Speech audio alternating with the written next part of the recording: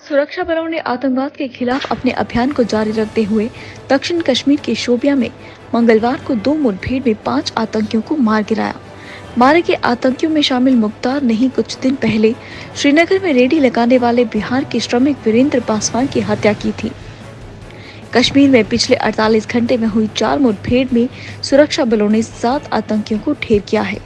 बताते कि गत सोमवार को बांडीपुरा और अनंतनाग में हुई मुठभेड़ों में भी 2 आतंकी मारे गए थे। इनमें से एक आतंकी वही था जिसने हाल ही में बांडीपुरा किसानी टैक्सी स्टैंड के प्रधान मोहम्मद शफी लून की हत्या की थी। पुलिस ने दावा किया कि बांडीपुरा और श्रीनगर में टारगेट किलिंग की 4 घटनाओं में से 2 को हल कर लिया गया है। पुंछ जिले की डेरा की गली के पास चमरीट के जंगल में 1 से 2 आतंकियों के छिपे होने की आशंका है। ये आतंकी पिछले 2 से 3 माह से इस इलाके में हैं। जंगल में मंगलवार दोपहर करीब 2 बजे भी गोलियों की आवाज सुनाई दी थी। इससे आशंका है कि आतंकी यहाँ छिपे हैं। आतंकियों की तलाश में सुरक्षा बल डेरा की गली, भंगाई आदि क्षेत्रों में तलाशी अभियान चला रहे हैं। इन्हें एक जगह विशेष तक सीमित कर दिया गया है। राजौरी पुंछ रेंज के डीआईजी विवेक गुप्ता ने कहा कि डेरा की गली में छिपे आतंकी पिछले 2 से 3 माह से क्षेत्र में हैं। इन आतंकियों ने ही सोमवार को घात लगाकर हमला किया था। पीडीपी के प्रधान और पूर्व मुख्यमंत्री महबूबा मुफ्ती ने कश्मीर में अल्पसंख्यक लोगों की हत्याओं के मामले में बड़े पैमाने पर लोगों को हिरासत में ले जाने पर कड़ी आपत्ति जताई है। उन्होंने केंद्र व जम्मू कश्मीर प्रशासन को चेतावनी दी है कि अगर निर्दोष लोगों को गिरफ्तार कर जेलों में डाला जाता रहा तो इसके गंभीर परिणाम होंगे। कश्मीर में हालात ऐसे बिगड़ेंगे कि संभाले नहीं जाएंगे। सुरक्षा में नाकामियों के कारण हत्याएं हुई हैं, इसीलिए उन लोगों को जवाबदेह बनाया जाए जो अल्पसंख्यकों को सुरक्षा देने में नाकाम रहे। जम्मू कश्मीर में मंगलवार को कोरोना से बचाव के लिए जारी टीकाकरण अभियान में अहम सफलता हासिल कर ली है। जम्मू जिले सहित कुल 13 जिलों में 18 साल से अधिक आयु वर्ग में 100% लोगों ने वैक्सीन की पहली डोज ले ली है। वहीं कुल 99.13% लोगों का टीकाकरण हो चुका है। मंगलवार को 61,422 लोगों ने पहली डोज ली और 56,909 लोगों ने दूसरी डोज ली। इसके साथ ही जम्मू, राजौरी, पुंछ, रामबन, डोडा, सांबा, अनंतनाग, कुलगाम, शोपियां, पुलवामा, बडगाम, बांडीपुरा और गांदरबल में 100% लोगों ने पहली डोज ले ली है। रियासी 97.48%, कठुआ 97.90%, उधमपुर 92.66%, कुपवाड़ा 95.25%, बारामूला 98.18% और श्रीनगर 98.17% के साथ 100% लक्ष्य की ओर तेजी के साथ आगे बढ़ रही है। जम्मू कश्मीर में अभी तक कुल 1,33,00,000 डोज लोगों को दी जा चुकी है।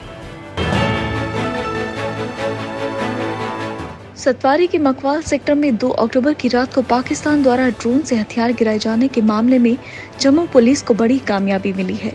हथियारों का जखीरा उठाने के लिए आने वाले आतंकी संगठन लश्कर-ए-तैयबा के ओवरग्राउंड वर्कर को जम्मू पुलिस ने दक्षिणी कश्मीर के अनंतनाग से गिरफ्तार किया है। अनंतनाग के वेरीनाग में रहने वाला OGW इरफान अहमद भट्ट हथियार गिराए जाने के दिन जम्मू में ही था। शारदीय नवरात्र में विश्व प्रसिद्ध तीर्थ स्थल वैष्णो देवी भवन मां के जयकारों से गुंजायमान हो रहा है। हर तरफ भक्ति की बयार बह रही है। श्रद्धालु अकेले या फिर टोलियां बनाकर मां का गुणगान कर निरंतर भवन की ओर बढ़ते जा रहे हैं। मां वैष्णो देवी भवन से लेकर आधार शिविर कटरा तक वातावरण भक्तिमय बना हुआ है। श्रद्धालु कोरोना को लेकर जारी दिशा निर्देशों का पालन करते हुए अपनी यात्रा कर रहे हैं। इस माह अब तक 2,63,145 श्रद्धालु मां के चरणों में हाजिरी लगा चुके हैं। वर्तमान में जारी नवरात्र में प्रतिदिन 22 से 25,000 श्रद्धालु मां के दर्शन के लिए भवन पहुंच रहे हैं। बीते सोमवार को 24,990 श्रद्धालु ने मां के चरणों में ही हाजिरी लगाई थी। वहीं मंगलवार को दोपहर 1 बजे तक करीब 10,000 श्रद्धालु भवन की ओर रवाना हो चुके थे और श्रद्धालुओं का आना निरंतर जारी था। वर्तमान में साफ मौसम के चलते श्रद्धालुओं को सभी सुविधाएं मिल रही हैं। शहर की सुंदरता को चार चांद लगाने के लिए ज्वेल क्षेत्र में वर्टिकल गार्डन तैयार है।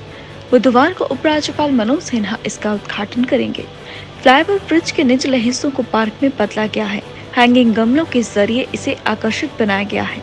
डोगरा चौक से सेंट पीटर स्कूल तक के भाग वाले फ्लाईओवर ब्रिज के पिलर पर सैकड़ों गमले लगाए गए हैं। इसमें सजावटी पौधों को जगह दी गई है, जिससे वातावरण हरा भरा हो गया है। वहीं डोगरा चौक में फाउंटेन भी बनकर तैयार है। इसके अलावा 2 और फाउंटेन बनाए जाएंगे। फुटपाथ को आने वाले समय में और बेहतर किया जाएगा। स्मार्ट सिटी प्रोजेक्ट के तहत ये वर्टिकल गार्डन बनाया गया है, ताकि पर्यटकों को यहाँ बेहतर वातावरण मिल सके। श्रीनगर स्थित सेना की 15वीं कोर के general officer commanding lieutenant general DP Pande ने कहा कि पिछले कुछ दिनों में सेना ने जो भी आतंकवाद विरोधी अभियान जारी रखे हुए हैं, वे पूरी तरह इंटेलिजेंस पर आधारित है। इसीलिए वे किसी भी ऑपरेशन को नई या फिर पुरानी घटनाओं से जोड़ना नहीं चाहेंगे। हालांकि उन्होंने ये भी कहा कि सुरक्षा बलों और कश्मीर के लोगों को सांप्रदायिक सौहार्द बनाए रखने के लिए बहुत सावधान रहने की जरूरत है। और is a standard process of operations based on intelligence. So I will not like to connect it to any events before or after in view of these operations which have been happening for last 2 days in our Kashmir. Corona virus रोगी vaccine अब 2 साल से 18 साल के बच्चों को भी लग सकेगी। न्यूज एजेंसी ANI के अनुसार आधिकारिक सूत्रों ने बताया कि सब्जेक्ट एक्सपर्ट कमेटी ने DCGI को 2 से 18 साल के बच्चों के लिए भारत बायोटेक की वैक्सीन कोवैक्सीन के उपयोग के लिए एक सिफारिश की है।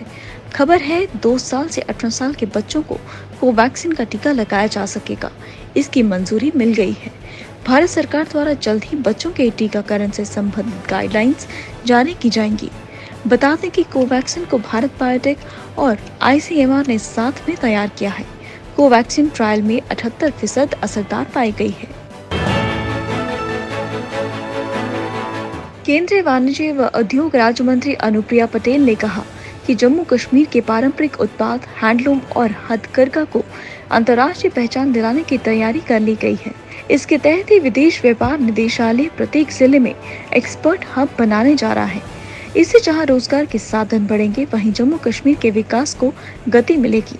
इसके अलावा पर्यटन के विकास के लिए विशेष रणनीति बनाई गई है। खासकर नियंत्रण रेखा से सटे जिलों में इसकी अपार संभावनाएं हैं।